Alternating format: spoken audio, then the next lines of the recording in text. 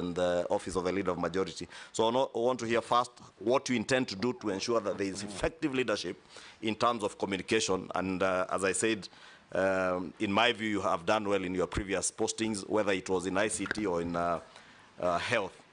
To CS, I've also noted from your CV and the documents that have been submitted, as Cabinet Secretary in the past, you have served for 2 years in all the ministries you have served. Is it coincidence or fate? Because you are CS Health for 2 years, you are CS ICT again for 2 years. Are you going to be CS Livestock Agriculture for 2 years since you are being appointed in 2025? I don't know whether it's fate or by design. Lastly, you have spoken at length on the nexus between farming and the profit and loss for the farmer, and what you would want to see in the ministry. We have also heard from government, especially from the president, that we have now, as a country, fixed our production side. I would want to hear, and again, based on your training as a student of commerce, what exactly do you intend to do to ensure that there is a proper nexus between the productivity that we are saying we have increased, whether it's sugar, whether it's maize, whether it's rice? How do you link that to markets? And bearing in mind that coffee, the coffee you are speaking about drying in your younger years, most of the marketing is done in the Ministry of Agriculture. It's in our State Department, in Cooperatives, I think.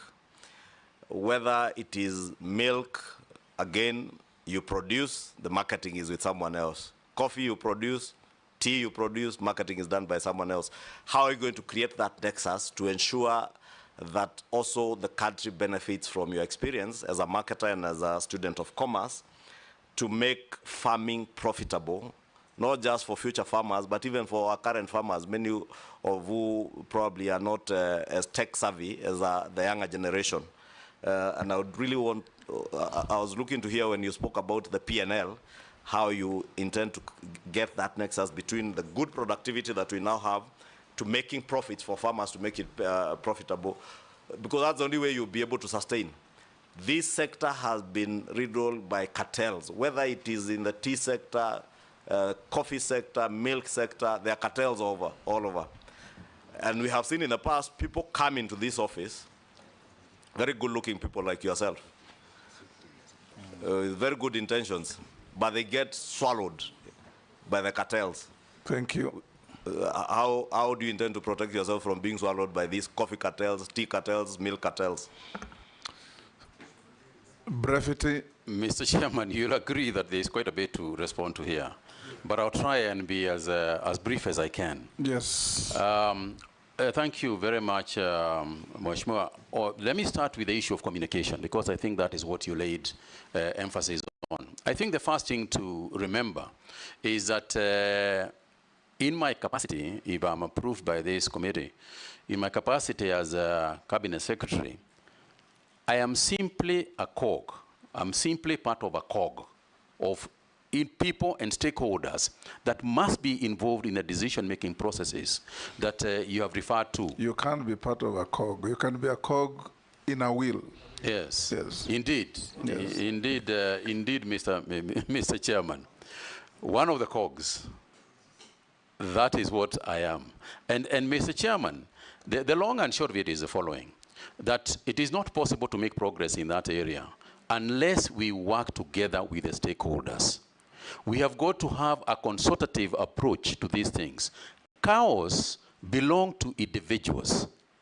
Maize in shambas belong to individuals. They don't belong to the government. You know, coffee in coffee farms belong to individuals. So any decision that we make has got to be made with those individuals who are the owners of the of whatever products and commodities that we are going to be discussing. That's number one.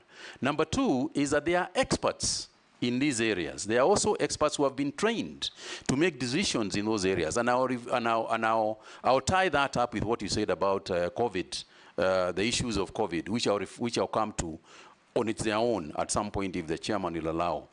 And to say the following, that part of the reason why there was so much necessity of communicating virtually every day to the people is the weighty issue that was at hand. You are talking about life and death of people. And therefore, you need to keep them abreast with any issue that is developing in relation to their own lives. Because that is what it came down to.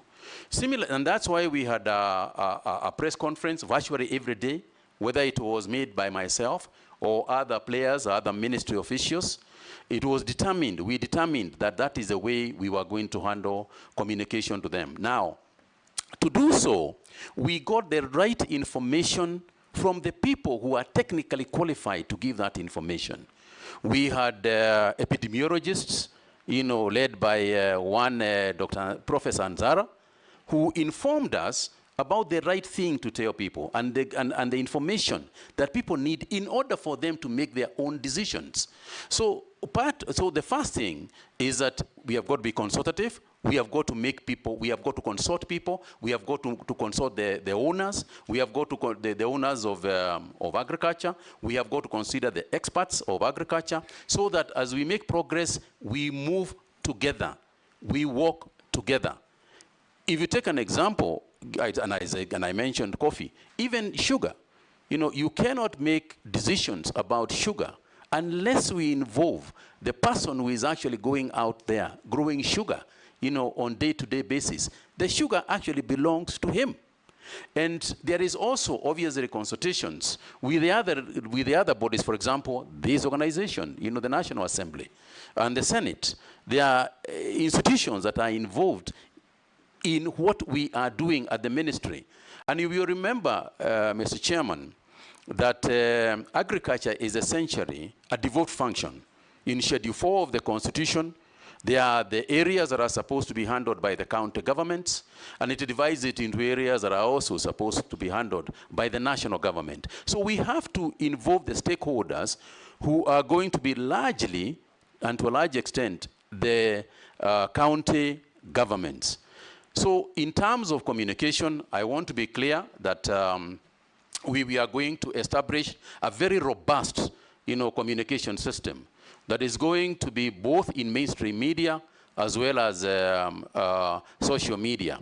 And I know that Mr. Chairman, the Honorable Leader of Majority spoke about the ills sometimes, the negatives that come. I think sometimes we have to agree that in this day and age in the democracy, we have got to take both the positives and the negatives, and they are going to keep coming anyway, and that is not going to change. So I think for me, what I would like to do is use the same social media, use the same mainstream media, work with the fourth estate to try and disseminate information as much as I can to the farming community. And it won't be the first time, because during the period you have referred to, during the COVID period, part of the key players in terms of dissemination of information and the buy-in to the activities of government was actually members of the fourth estate. They are the ones who assisted us to succeed. And I want to say that my intention is to continue to work with the fourth estate as openly and as transparently as I can. We will be criticized, and that's fine too, because oversight is part of their job. So I intend to keep very closely, to work very closely with them. The area of social media. Social media is an area that has come to both help us. It helps us a great deal. There is also the negativity in the social media. And I know that, Mr. Chairman, if one were to talk broadly and say leadership has been made that substantially harder, through social media. But part of the hardship and headaches that one gets from social media is also part of the way that we can communicate more easily, to our people, because they are also on social media. And that which you cannot change, you might as well use, because we are not going to be able to change some of the communication channels that exist. And indeed, we can use them very positively for ourselves. Mr. Chairman, there was a nexus that the Honorable leader of the majority wanted me to explain, and that's the issue of the PLL and the production capacity that has clearly increased. It's a fantastic example of what I'm talking about. The reason why the production has increased is twofold. One is because of the good climates that we have fortunately experienced, but two, and to a large extent, is also subsidized fertilizers. It's part of the reason why this increase has come in almost all products, both cash crop and as well as food crops. There has been an increase. Now, when you increase production and you are able to save on post-harvest challenges, it means that the farmer gets this bigger quantity that he has got. But the market is huge. The market for these products is not just here. The market for both livestock as well as crops is both in Kenya and external.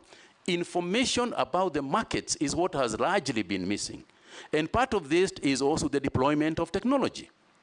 Because now, with a mobile app, you are able to tell where tomatoes have got better prices instantly. But this information is around somewhere, floating somewhere in the market. It's our responsibility as ministry to make sure that that information is available. You also alluded to the issue of the fact that the marketing aspect of most of those cash crops, the boards and everything, is in the Ministry of Cooperatives. That's fine too, because we work in a collective area. We have collective responsibility.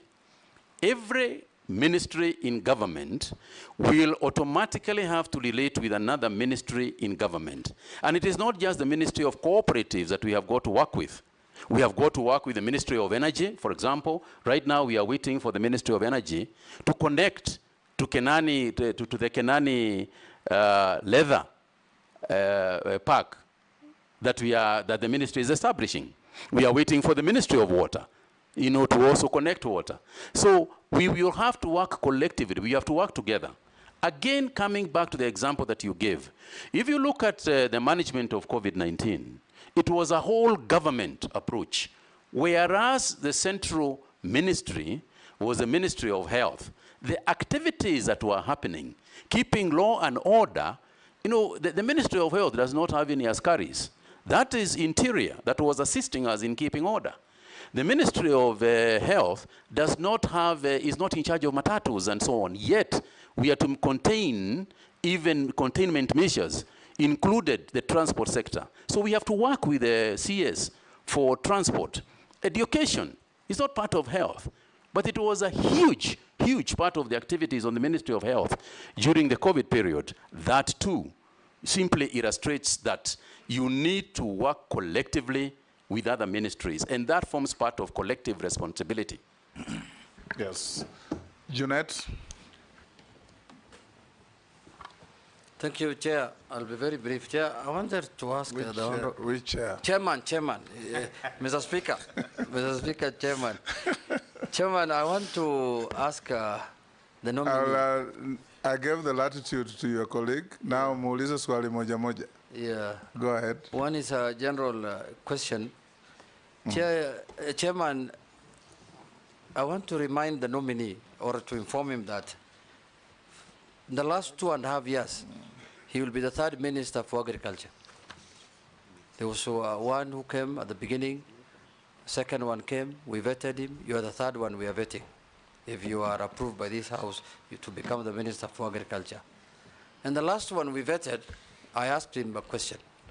I told him, do you know what you're getting into? He told me, yes, I know. I want to ask you also, do you know what you're getting into that ministry? You need to tell me more what you think of that.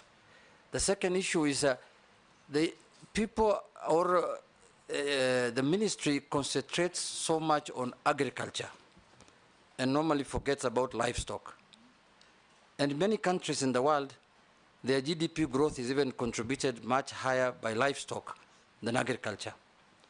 What do you think you will do in the livestock sector so that the GDP, the livestock sector can contribute to the GDP of the country? And what is your position on the vaccine that's being proposed to give to livestock in this country? What do you think it is or how will you implement it, or what are your views on that thing? Point of order. Yes. I think if you allowed 3 questions, because many of the questions, you will easily answer them with, many responses. Yes, that's what I was going to do. Okay. Posing. Thank you, Chairman, Speaker. To the nominee, Honorable Mutahi Kagwe. Following what Honorable Junet said, many people think that the Ministry of Agriculture is crops, forgetting the bigger, which is livestock. My question will be, what will you do, particularly the pastoralist people, who keep a lot of animals, but during let's say, drought or something like that, they lose all of them. What would you think, or what will you do, or what will you tell them to listen, that even before drought, for example, that you can buy all of these animals and then give them money to wait until drought goes, then you bring number 2. You are going to be Minister of Agriculture. Where is agriculture? There's no agriculture in national level, in my view. If you look at also first schedule of the Constitution, agriculture is devolved. So when you are minister for who or for what at national level? Are you going to be marketing officer of agriculture, or what is it? And yet agriculture is at level. My proposal will be, or what I want to hear from you, what nexus or structure, legal structures or implementable structures that will be between you yourself and the counties. Because without counties government, without county people, agriculture will just be almost, at national level, it will be a talk show if you don't bring in counties in terms of implementation. Thank you, Chairman. Nelson? Thank you very much. Many commentators, Honorable Mutahi, believe that you did actually handle the COVID-19 quite brilliantly. But however, there are questions and of misappropriation, massive theft at that time, particularly in Kemsa. There are cases that have been handled by this House, particularly by the Parliamentary Accounts Committee, and I just want to draw your attention to a few of them. Number 1 is a question on expenditure of 2 billion on budgeted items in breach of regulation in 2015. Rather, Regulation 2015 requiring public officers to act in the government's interest to be aware on essentials of vote control process. There's also single sourcing of COVID masks supplied contrary to Section 69(2) of the Public Procurement and Asset Disposal Act. I will not highlight all of them, but most importantly also was the acquisition, nominee on vaccines. It is believed that you failed to account on the procurement of 1.6 billion worth of vaccines, and it is still a subject of investigation by this House. What do you have to say about all that was said at that time, that there was a lot of misappropriation in Kemsa? Number 2, I come from an area which predominantly grows tea, and I want to hear, and I will like to read so that I don't misadventure, that tea prices in Mombasa auction were on a downward trend in 2022, forcing the government to establish a minimum reserve price of USD 2.6 for the teas from the east of the rift and the USD 2.4 for teas from the west of the rift. This initiative was aimed at stabilizing the market and addressing the declining tea prices at the Mombasa auction. However, the current pricing structure has resulted in several millions of teas being unsold, thus resulting in stagnating warehouses and facilities. What strategies will you implement to alleviate the situation? Additionally, is government interference in this manner necessary in a free market, and how can it be balanced to ensure market stability without causing adverse effects? Thank you. Thank you, Chair. Honorable nominee, I sit in a Committee of Environment and Forestry, where climate change is a huge topic. And most of the time, whenever we go around, over and above the environmental issues, farmers do ask about this climate change, which affects agriculture, be it crop, be it livestock, and things like that. And the issue that always comes is that they don't have any information as to, initially we used to know Kenya, by around February, you start preparing your land for purposes of planting and things like that, but it is no longer. So what policy are you going to put in place to try and address the climate change issue, which is affecting agriculture? And lastly, Chair, it's about somebody has just asked me from the constituency regarding what is your view on this livestock vaccination, the debate that is going on. What is your view? Thank you, Chair. Answer those from Thank you. Honorable Junet down to Gikaria. Into government, I was invited by the three previous, including the current president, because obviously they are appointing authorities. But I want to answer your question, and perhaps related to also to Honorable Koeshi's question. You asked me whether I know what I'm getting myself into. And from the questions that you have heard from Honorable Koesh, yes, I can relate to your question and what you are asking regarding the prices and so on. Mr. Chairman, you will remember that one day in 2020, I stood outside Afia House, and it is on record even in the media. I pointed at Afia House, and I said that there are many cartels in this building. You know, I said it myself. It was not said by other people. I am the one who said it sitting in there. So as I went into the ministry, I was quite aware that there are cartels. And I'm quite aware that even this one, there are cartels in it. That's the first thing. The second thing is to say that cartels fight back. You know, cartels will fight back. And some of the stuff that you are hearing coming out is a question of cartels fighting back. Not only would I expect them to fight me back once you start fighting them, in fact, I'm ready for the battle because I know the battle is going to come. And the cartels will definitely fight back. But I want to say that irrespective of the war that is clearly going to be there, there are sufficient people in Kenya. There are enough people in the ministry, there are enough people in this parliament, there are enough people in Kenyans out there who are going to be extremely supportive in that fight. You know, I am confident about that. And your job in this house, as you oversight, as you make sure that you oversight, is also to make sure that you assist us also, you know, in those battles with the cartels, that you'll obviously come and fight back so that they can take. In the area of COVID, for example, and I pointed it out, is that as we started the restructuring of KEMSA, and I want to say to Honorable Koech that, you know, it is very difficult for us to remember back at the crisis that we had in 2019, and as particularly after the 12th of March of 2020, when the pandemic was actually declared globally. Mr. Chairman, we were faced by a severe situation. What we are calling, what today sells for nothing, which is a mask for your face, was so rare that people were willing in the streets of Nairobi to pay 3,000, 5,000 shillings for a mask, which is now free in most places and you can take. So when people say, and part of the big question regarding that period and part of the COVID billionaire issues and so on that we have had to do with the prices of issues, the prices of goods, the prices of commodities and health, and what was necessary to contain this disease in our country. Mr. Speaker, I remember appearing in this house to explain these issues and to say at that time in 2020, for example, we were looking for anybody who could give us a mask.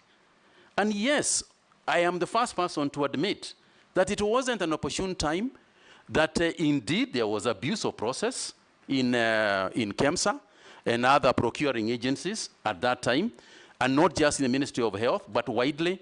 But I think the major concern, the major interest at the time, and I can give you one clear example. For instance, the PPEs. We were looking for protection gear for our doctors and nurses. We didn't have any. A PPE could easily sell for 15,000 shillings, 9,000 shillings, etc. And I can tell you, Honorable Koech, that if they came at 20,000 shillings, we would have bought them. Because it's a question of, are you going to wait or are you going to buy at whatever price to save lives? Money almost begins to take a secondary position when it comes to life and death. And that is what it was. But we are also the same people who worked on it. What steps did we take? I called all the manufacturers of the materials. I sat outside my office with a bottle of water, testing materials to see whether they could be able to be used for PPEs with the experts in the Ministry of Health. And consequent to that, we were able to use our own people in Shona, in Athi River, in Nakuru.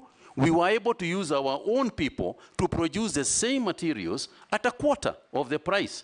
And now today, the same PPEs can be produced in our country at 2,000 shillings or less than 2,000 shillings.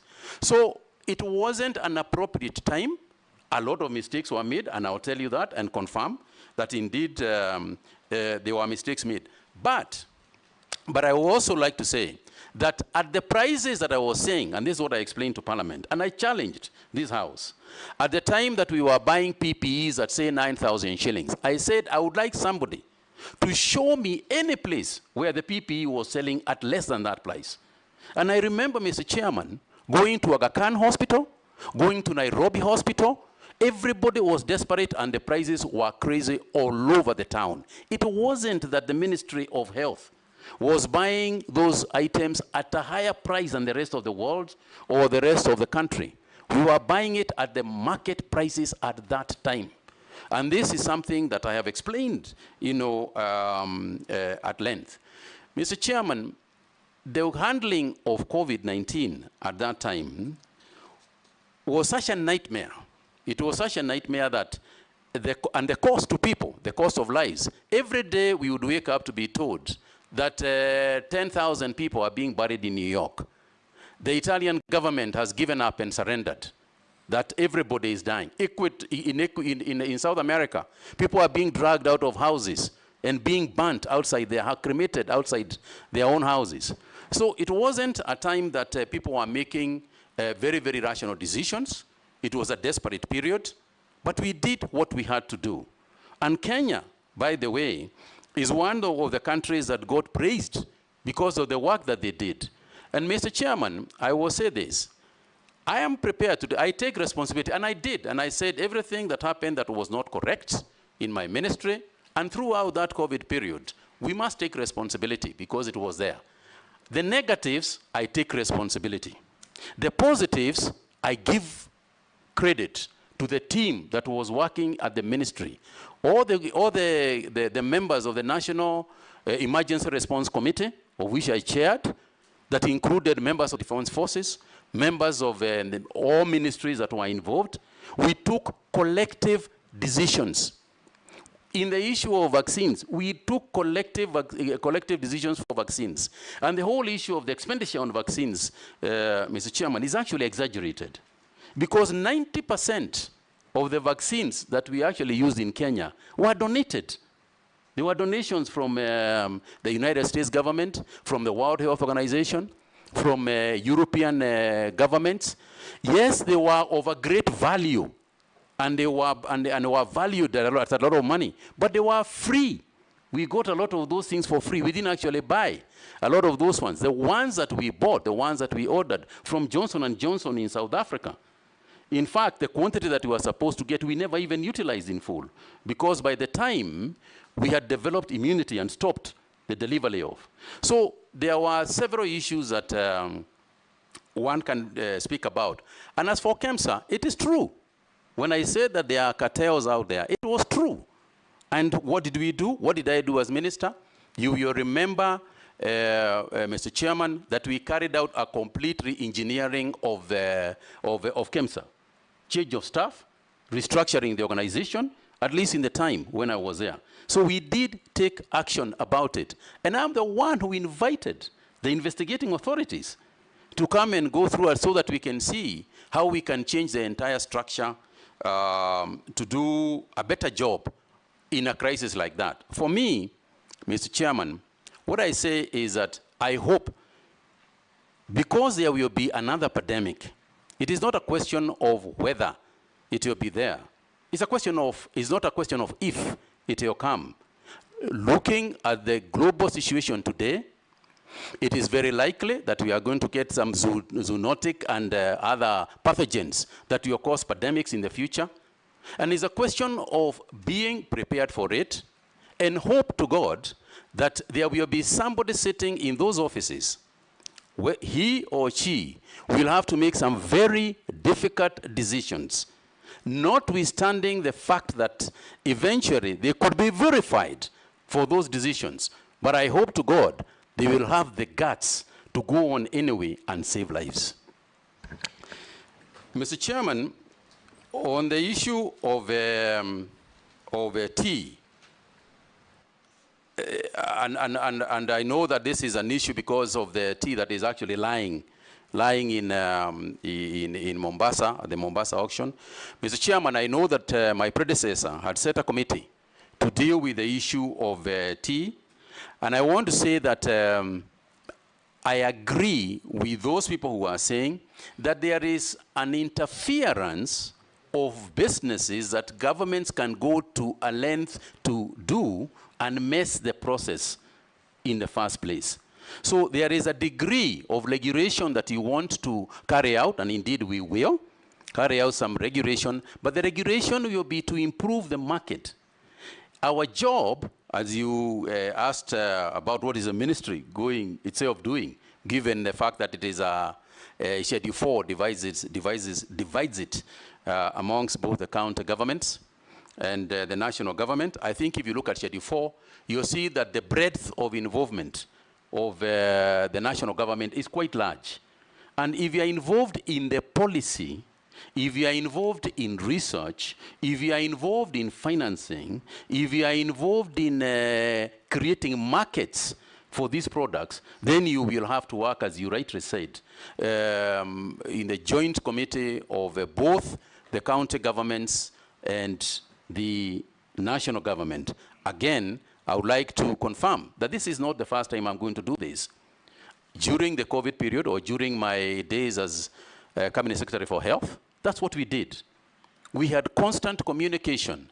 We had several meetings with the CECs for health. And I can tell you, Mr. Chairman, we even managed to bring in to the ministry the CECs for health to be part of the teams in the Ministry of Health at headquarters, so that you can create the linkages between the county governments and the national and the national government. So part of the price stabilization is to make sure that we are opening new markets. You know that our biggest competitors in the tea sector is China and India, and they have got varieties of tea that they produce. But we must also ensure something else and this is where the regulatory framework comes in. We must make sure that even as we talk about the prices, we talk about the quality of tea that we are producing. We must ensure that we have got a minimum regulated quality of tea that can be called the Kenya tea. Because unless we do that, our tea is famous all over the world because of quality, not because of the quantity. So we must ensure that we preserve and secure the quality of our tea as much as we can, even as we open new markets for it. Mr. Chairman, yeah, sorry.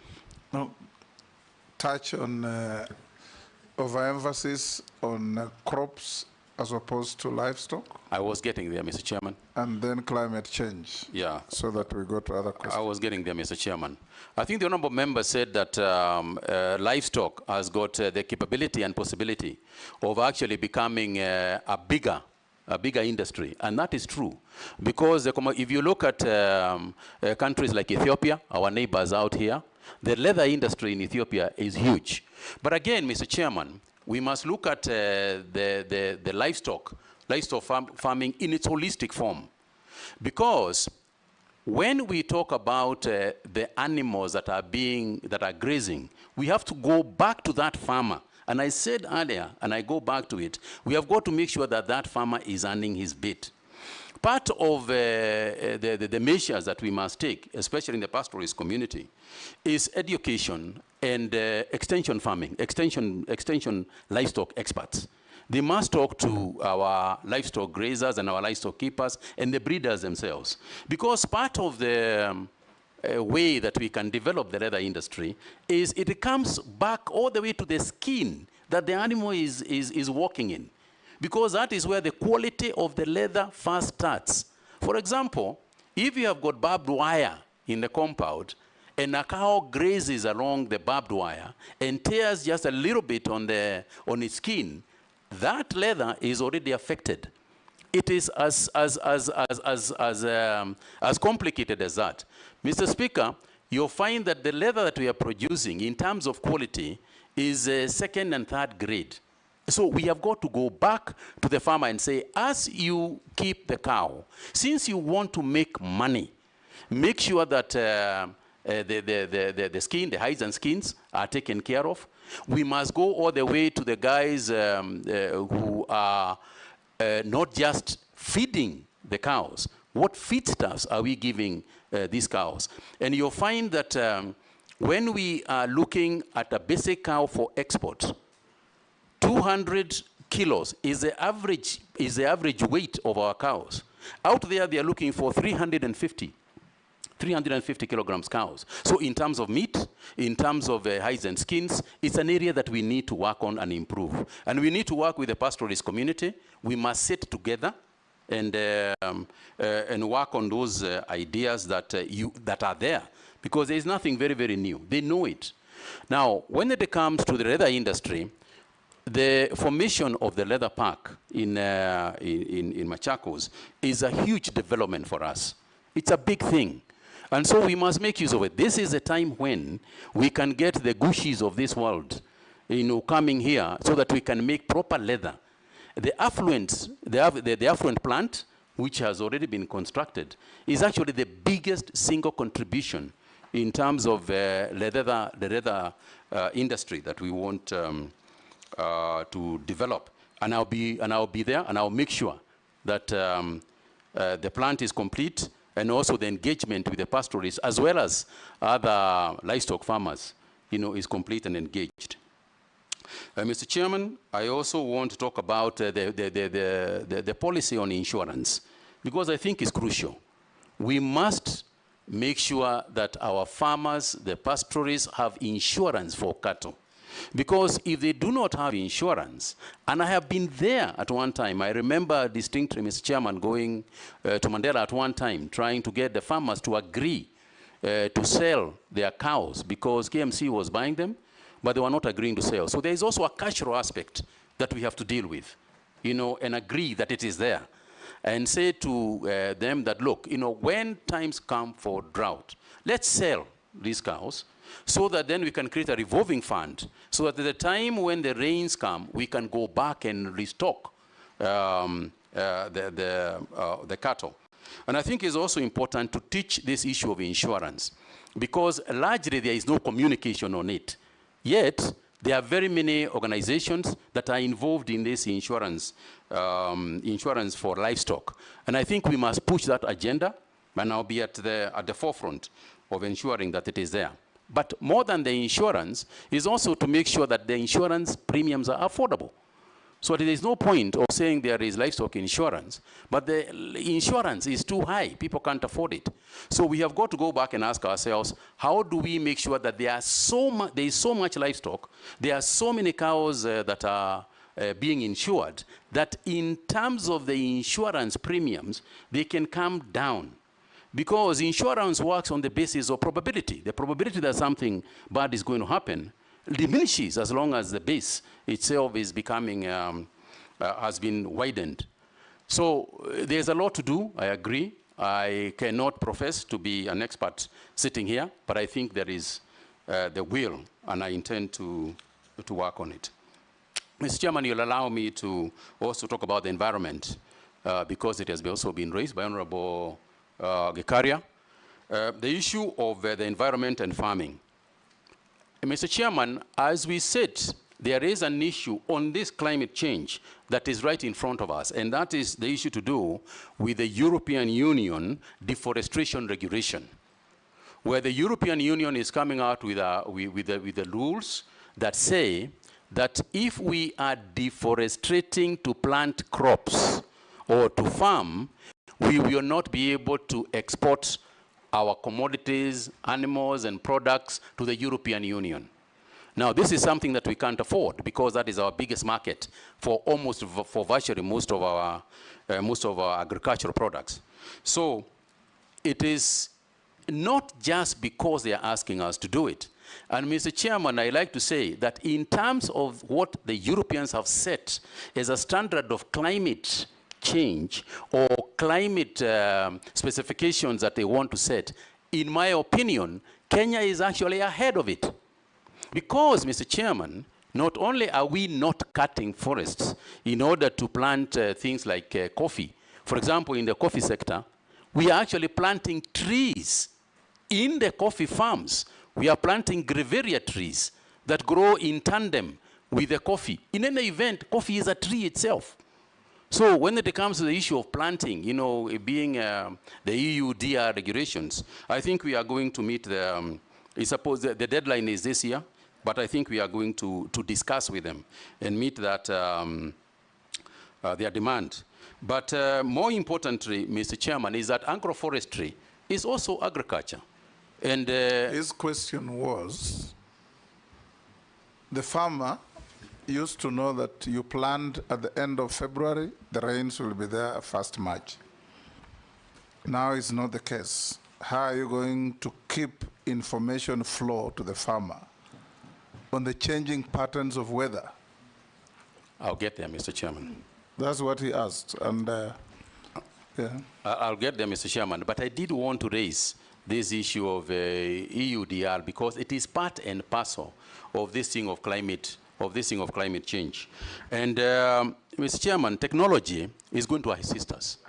The biggest thing in terms of the Honorable Karia's question is technology.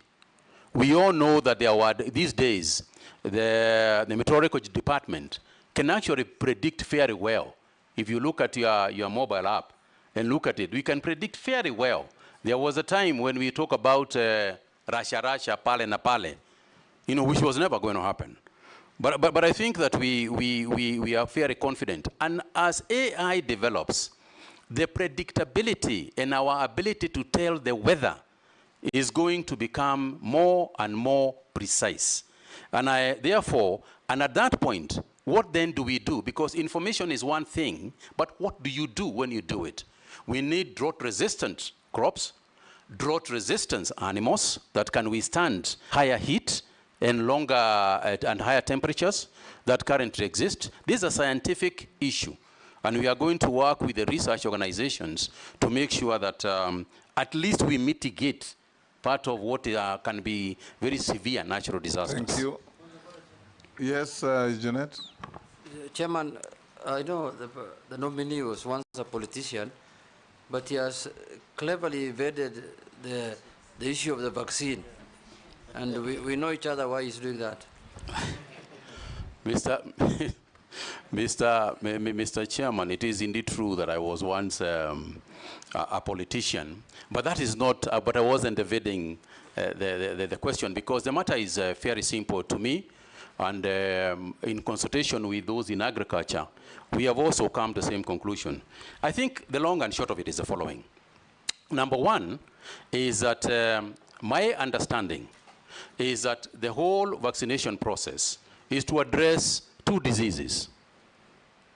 It is to address the PPR and foot and mouth disease. That's what the issue is about. Mr. Chairman, you know, we talked about earlier about social media and what can be propaganda and otherwise.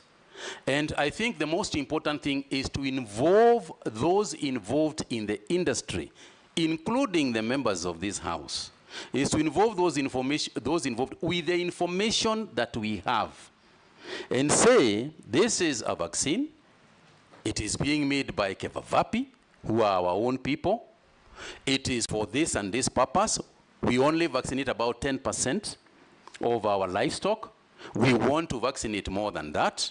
But the point of the matter is this. The cow, as I said earlier, belongs to an individual.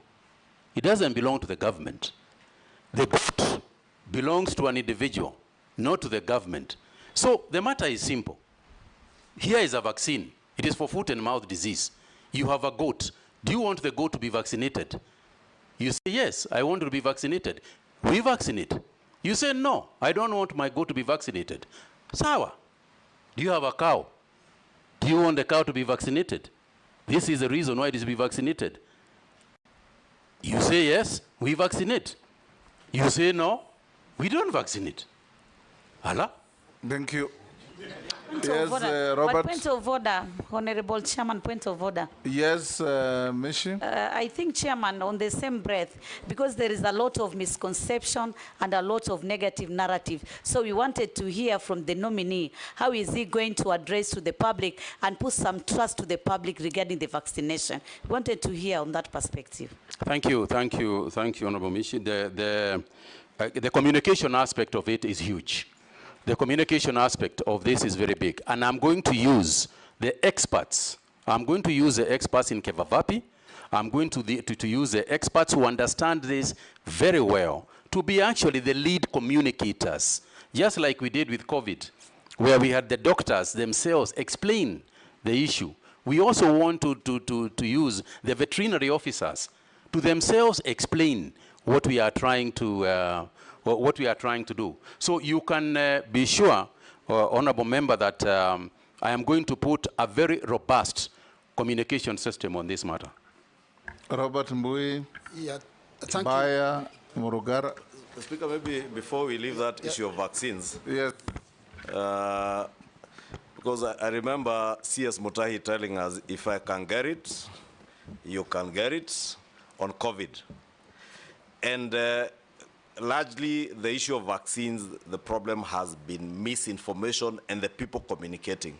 Because the ministry has left it to the political class to communicate, and probably, should he be approved, is the area around that communication that he will need to look into, so that the right people, as you say, communicate, but also communicate the right information to the cow owners.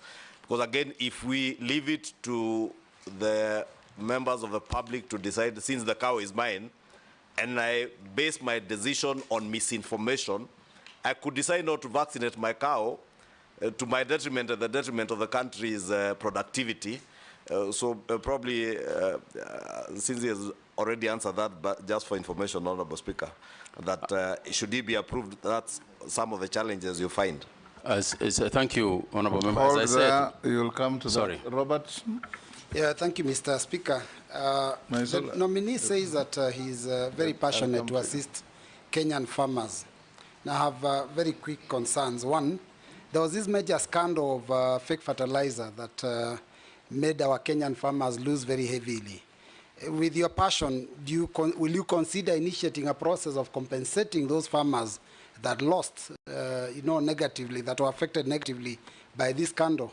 There's also media reports, and this is what members here are talking about, indicating that despite there being no budgetary allocation, this issue of livestock vaccination is actually being propagated by multinationals that want to test vaccines on our animals. What is your comment on that? And finally, the government has been accused in the recent past of regulation of private business, especially agriculture. I mean, there's regulations on you have to get a license to grow, a license to harvest, a license to transport, a license to store, a license to sell.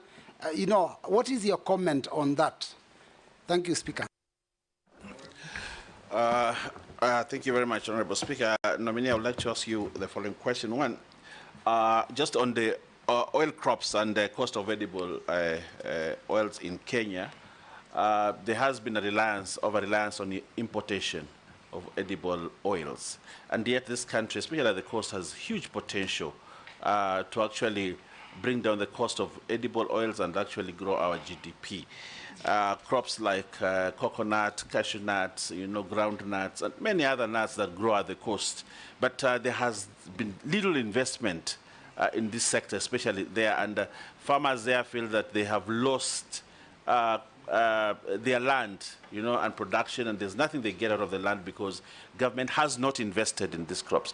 What will you do if approved as Cabinet Secretary to ensure the people at the coast do not continue to suffer loss of productivity? Secondly, what is your position on GMO crops in Kenya? What is your position on the genetically modified organism crops in this country? Thank you, Honorable Speaker. Murugara. Thank you, Mr. Chairman. My question is on value addition to agricultural produce, and this involves crops and livestock production. The first one is that the reason why farmers are actually finding it difficult to get into agriculture is because they have to sell their crops raw without any value addition, as a result of which they are so cheap that it is expensive to grow them, it is cheap to sell those crops. Number two, also use of prohibited pesticides and chemicals to spray the crops. And when it comes to livestock, to actually vaccinate, as you have just explained, and to treat the diseases that affect our livestock. Some of the chemicals we use, pesticides, are banned in countries where we are supposed to be selling those crops. What are you likely to do so that you are able to cut the niche of the market out there as regards our agricultural crops and our livestock? Ferdinand. Nominee, I come from Tanzania, and I want to be very, very specific. First and foremost, distribution of the fertilizer. You know, farmers must be attracted to do their job, but the distribution of fertilizers in the country is bad because it's put in one place and the farmers have to travel miles and miles to get whatever they want to go, so that the cost of actual production goes up. And so most of them are actually discouraged. Secondly, and I want to just correct you, you talked about the youths. I think you have to get the youth to get into extension services, because that is very, very important. And for you to get this youth, you must have a program to attract the youth so that we have these extension services so that the youth can be able to go there and do some work. And I think it's very important that we get that right. Lastly, if you don't mind, we had fake fertilizers, and the farmers, I don't know whether somebody asked that, but I don't think, yeah, somebody asked that. If we did, then of course, specifically, we have ADC land. And you rightly say the population of this country is going up. And yet ADC farms are lying idle. What are you going to do if you actually made you a minister for agriculture? Be specific on this one. Thank you. Last on that round, Naisula. Thank you, Mr. Speaker. On the issue on livestock farm, I just want to put it to Honorable Mutahi Kagwe that it's one thing to speak very flowery words about leather, about livestock, but when you look even at the budgetary allocation that is given to the State Department on livestock, it is very minimal. And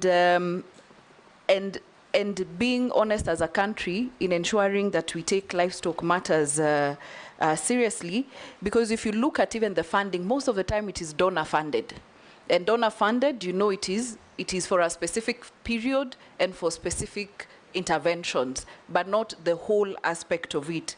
But my question to you is that the whole issue on research as a country, in the past we have been a very, a country that is known for its research, and mostly on our foods, on even the livestock, on agriculture. I'd like to know what you think about us as a country on the measures that we are putting in place and what we need to do to ensure that research goes back to where it was and gets the necessary funding, because that is important. Nominee, you can answer those 5. Thank you very much, Mr. Chairman. So, Chairman, let me start with the issue of the fake fertilizers that was raised, because it has been raised by quite a number of members. And to answer as follows. Number one is that obviously that was an extremely unfortunate thing to do. Mr. Chairman, there are two areas that I find almost reasonable. One of them is the area of seeds, fake seeds, and the other one is fake fertilizers. Because that issue actually affects not only food security, but actually national security. Because if you grow for a whole year, you are growing something and it was fake from the beginning, or you give your cows fake feeds and they die, Mr. Chairman, this is a matter that I would like even to work with this House to create more civility in terms of the penalties that are involved when people sell fake fertilizers, when people sell fake seeds. This is an area where, if approved, Mr. Chairman, I would like to work with this House to create that civility. And to do so, I cannot, sitting here today, talk about what I can do in terms of the farmers who have lost. This is a matter that I would have to go into the ministry, look at it, discuss it with perhaps Treasury, and see what can be done. But I take your point that a loss was made, and somebody benefited from it, but nobody was compensated, for the loss. And it's a matter that I take and I'll take to heart. Mr. Chairman, on the issue of livestock vaccination, I spoke to it, and I spoke about what I believe. And obviously, sitting in the office, I will have the information at my fingertips. I will be clear. This is a vaccine that is being made locally by Kagwe-Vetting. One of the things that I would like to say as a highlight to all the things that I have been asked, including the pesticides that I think Mheshimiwa Ferdinand spoke about, is to say that there will be a rule of thumb that, in my opinion, the ministry, if approved, would adopt. Number one is this: whether GMO, whether pesticide, whether fertilizer, if that product is not being used in its country of origin, it will not be used in Kenya. If it is a fertilizer, if it is a GMO product, if it is a seed. Do you know the case of Roundup? Yes, I'm aware of the case of Roundup. I'm conversant with that debate, Mr. Chairman. In fact, there was a luring in Australia, I think it's this week or last week, that was made on the same, where in Australia they said that it is not carcinogenic, but this is something that I will sit with my scientists and my decide that decisions will be made on the basis of science and data. Because it is not enough that I proclaim here, but I can tell you that there will be no product that is going to be sold in this country under my watch in the Ministry of Agriculture and Livestock that is going to be a product being tested here. We are not guinea pigs. We will not be used by anybody as guinea pigs. I am aware, Mr. Chairman, for example, there are some organizations overseas that are rebranding their products so that instead of coming as the main product which has been banned overseas,